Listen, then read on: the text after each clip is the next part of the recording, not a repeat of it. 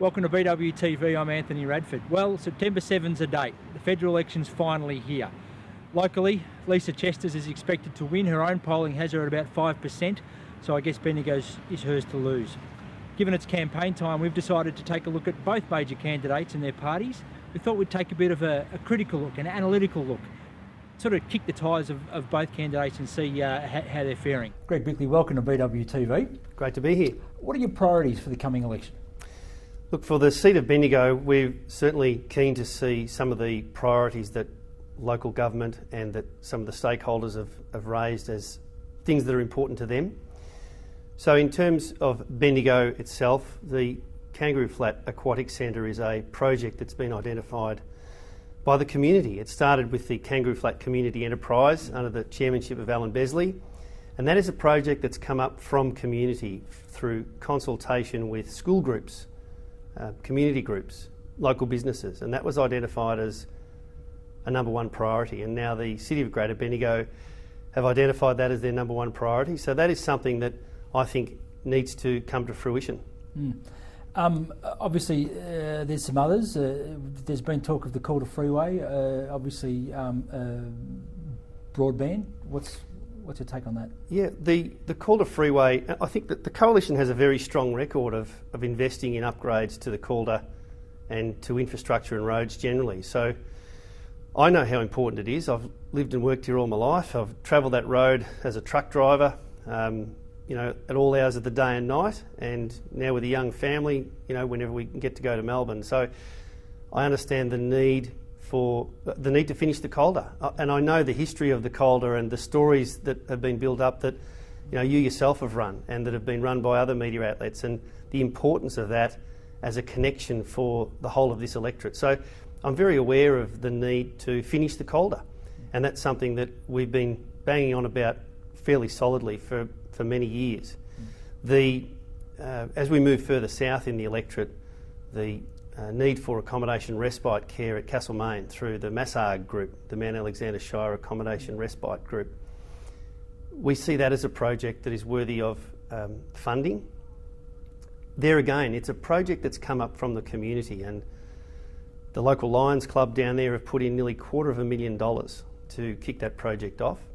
And I was happy enough to go to the turning of the sod, the first kick-off for the project in Castlemaine a couple of weeks ago. So there's another project that's come up from the community, been identified by the locals as something that needs to happen. It's not a project that's been imposed from top down, and a lot of the time when governments think they know best, they often miss the mark. It's the projects that are identified within the community over, in some cases, many years, are the ones that last. So there is another project that we're keen to see funded and come to fruition. We've heard a lot about ideas and promises. Are we going to get funding commitments? Look, I think we're going to see a lot of activity in the seat of Bendigo. It's certainly winnable, and make no mistake, we want to win the seat. We think Bendigo has been shortchanged by the Labor government for quite some time, and I'm passionate about seeing some of these projects actually happen. So we're not going to commit to things that we can't, we're not going to promise things that we can't deliver. We won't be getting into a bidding war with the Labor Party, and as Joe Hockey has said, we must learn to live within our means. So, there's a certain amount of caution in saying, we're going to see some funding, but certainly there are projects that need to progress to make sure that it sets this region up well into the future. You talk about Bendigo being winnable. Are you basing that on any data that you have? I base that on talking to people every day in the electorate, and I can tell you there is, now that the Prime Minister talks about being a matter of trust, I think it's very clear that we can't trust the Labor government. They're terrible with figures, they're terrible with numbers, and they change weekly, daily. We have seen a budgetary position deteriorating by $3 billion a day over the last since the last update. So there is a real concern that this government has lost control of the budget, certainly, but is losing control of the economy. And as I say to people, as I knock on their doors, whether it be families, whether it be small business people, if you ran your own household or your own small business the way that the Labor Party have run the economy, you'd be in all sorts of strife. You cannot spend more than you earn and have that sustainable over the long term. And people are saying that more of Kevin Rudd is more of the same. So there's a strong feeling that we need a change, and a strong feeling that Bendigo needs a change as well. So despite that, I mean, you're coming off a high of 9.4, 9.5%. No doubt there'll be a swing against the Labor Party, given that it was a pretty high watermark last time around. Even they acknowledge it was a high watermark, the vote in Victoria. Do you think the Kevin Rudd leadership takeover has potentially softened your vote or softened the swing against the Labor Party in Bendigo a little more? I think the more Kevin Rudd talks, the more people realise it's all about Kevin, and the more they realise why they wanted to get rid of him in the first place. This is a guy that has started the decline into debt and deficit in 2008. When we were last in government, we left with money in the bank and no net debt. We're now seeing debt rocketing towards $400 billion. It's about $11 billion in interest every year. So that's got to be paid back. That's got to be serviced. That's a new Bendigo hospital every week, I think it is. I mean, it's a staggering figure, and we've got to get the budget back under control. We've got to return stable, competent government to Australia. So, yeah, look, you look at the Labor Party, look at what they do, not what they say. And we've seen it already with the attacks on the car industry. I mean, there are people that I know in the car industry in Bendigo that are losing business. Now, the effect that has had on the industry more broadly is, quite frankly, underestimated by the Labor government, but you couldn't expect anything else because it's policy on the run. It's an ad hoc decision with very little consultation, no consultation, and the ramifications are going to be felt far and wide. And now they're looking at, injecting some money in because they realise that this is an absolute disaster to the industry. So you can't trust their good governance. It's about short-term fixes. Border protection is an issue that has certainly polarised the community. I don't want to see people dying at sea, nobody does. But we must have control of our borders. This government has lost control of our borders. Now, we're seeing a humanitarian crisis when we see over 1,000, and I think as of last night, the figure's close to 2,000 deaths at sea. Kevin Rudd changed the legislation that worked, that gave us control of our borders. And this is the result. 50,000 arrivals, 2,000 deaths at sea, and over $10 billion spent on failed policy. Now, this doesn't negate the need to extend our obligations to around the world to help those who can't help themselves. And I would advocate to increase our refugee intake. I fully support that. But we must have control. We don't have control at the moment. And they've jumped from one side to the other, backwards and forwards, to try and curry favour for an election. And I think people see through that. In Bendigo, the issue of asylum seekers has traditionally been one where most people come at it from the left. They come at it more from the humanitarian perspective than the border protection perspective. Is that wrong? I.e., is my view wrong, or do Bendigo people think that? I think you are wrong. I think if you want to come out and door knock with me, you'll get a very different view out in the community. People have a basic sense of humanitarian obligation. I mean, I think we all have that. But when they see a government losing control, whether it be the budget, whether it be borders, whether it be industry, they lose confidence. And I can tell you, there's a lot of people out there, there are a lot of people out there that want this fixed. As I said, that doesn't negate the need to be humanitarian, to extend what we have to offer here in this fantastic country. I've said before that growing up in Gornong as a young boy, we had 2 families of Vietnamese refugees in the mid-70s arrive and settled at Fosterville. So there were quite a number of kids that came with those families that went to Gornong Primary School, and of a school of 40 or 50 kids back then, it was a very, very stark reminder of what was going on in other parts of the world. So for a small rural community, it had a profound impact on me and the community. So your sense of obligation to help others who can't help themselves is very strong in me. I mean, that underpins my work in the community over many years with the Rotary Club, with the Smith family, mentoring young boys, with the Lighthouse Foundation, getting kids off the street. So strong control or strong measures to protect or to ensure we have control of our borders doesn't mean that you negate your responsibility on other levels. It simply means that you need to have control of it.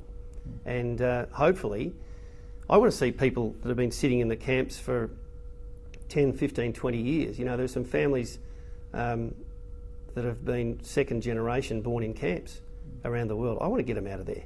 I don't want to see kids in detention. But we've got to have control of the situation. We must get control. Then we're able to put in measures that enable us to share what we have here.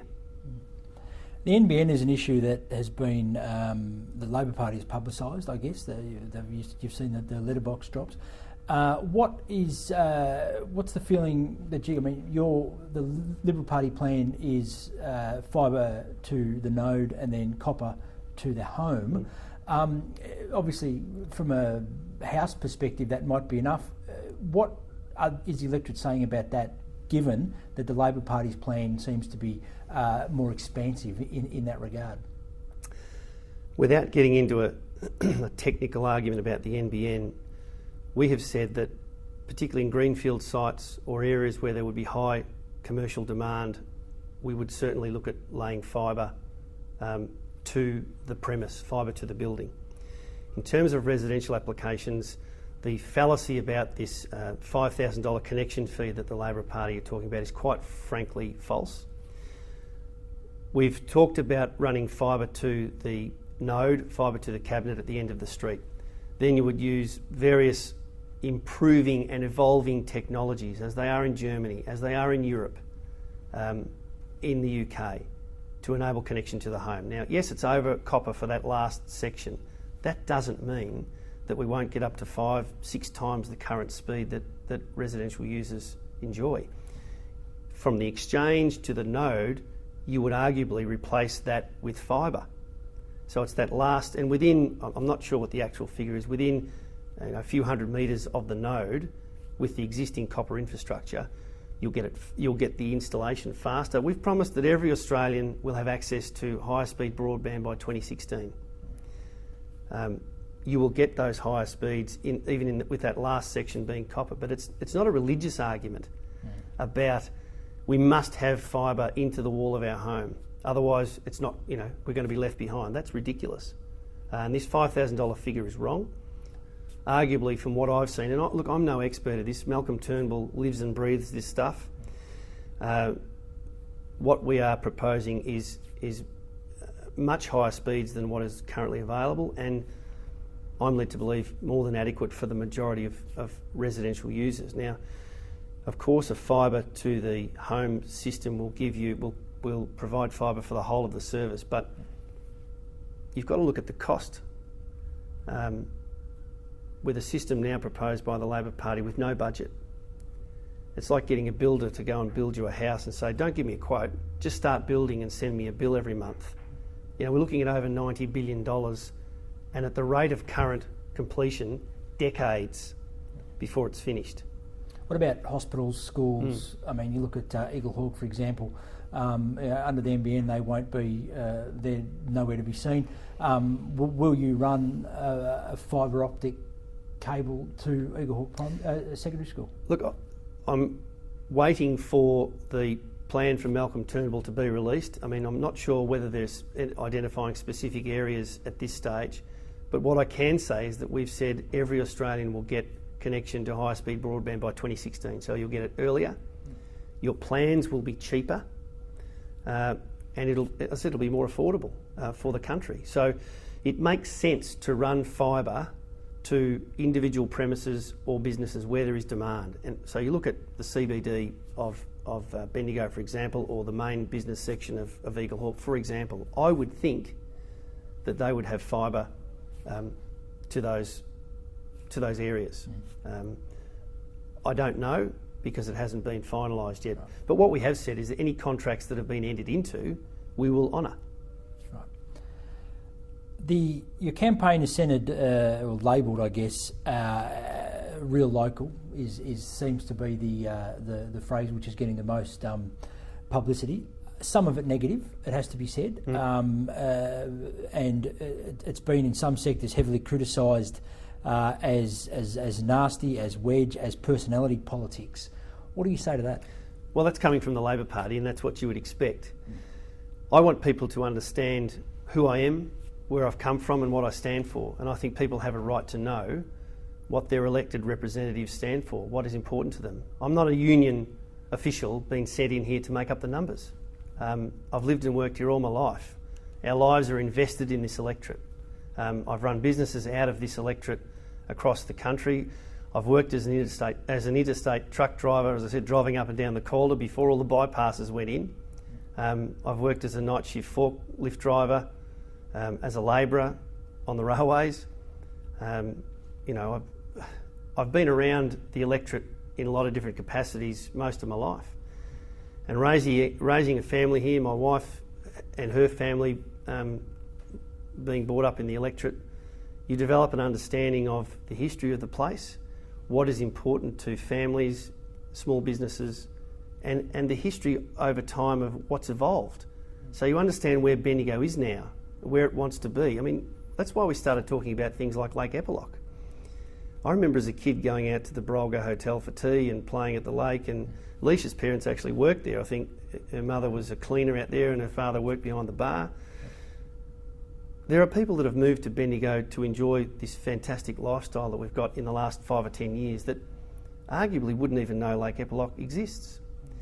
So whilst it was empty for many years, or nearly empty, now that we've got water back there, this is a fantastic resource, an asset for the region that can drive jobs, drive tourism and economic development. I remember as a young fellow coming through Heathcote on a Saturday morning and seeing all the speedboats lined up there, getting their fuel and ice, heading out to the lake, and the sign that was at the front of the entrance to Heathcote, the gateway to Lake Epilock. I want a whole new generation of people to rediscover Lake Epilock for many reasons. It's good for families, as I said, it's good for tourism, which is an area, this region has got so much to offer in terms of tourism and what Bendigo can be again. And Lake Epilock is a huge part of that. It has been historically, and I think it can be again. Why can't we talk about having a marina out there, a boardwalk, a world-class convention centre? So I'm not about what we can't have, it's about what can we be for the next 10, 20 years. And it goes beyond hopefully my term of office or this election or the next one. It goes to say, well, what are my kids going to enjoy? What sort of an area do we want them to engage with? What do we want this region to be? So it's talking about aspirational things too. And for my part, I understand the importance of those things for the region. It's not something I've just read off a sheet that it's there. I mean, there are people that when you talk about the lake, they think of Lake Waroona. So that is an example of a connectedness to the electorate, and I think people want that in their elected representatives. Sure. Greg, one last question. What, if you lose, will you run again in 3 years' time? Haven't thought about that. I'm focused on winning. We can win, and all my energy is going to ensure a better future for my family and for the families of the people I speak to, and part of that is delivering a coalition government to Australia to return sound, stable, competent management. We've got so many of the Labor front bench, I think it was at least seven, refusing to work with Kevin Rudd. This is the guy that's driven us into debt and deficit. As I said, they've lost control of the budget. They're losing control of the economy. People want to see stability returned. If they don't have stability, whether it be mum and dad, whether it be the small business operator, they don't have the confidence to go out and spend or to invest, to take a risk. Greg Bickley, thank you very much. Pleasure.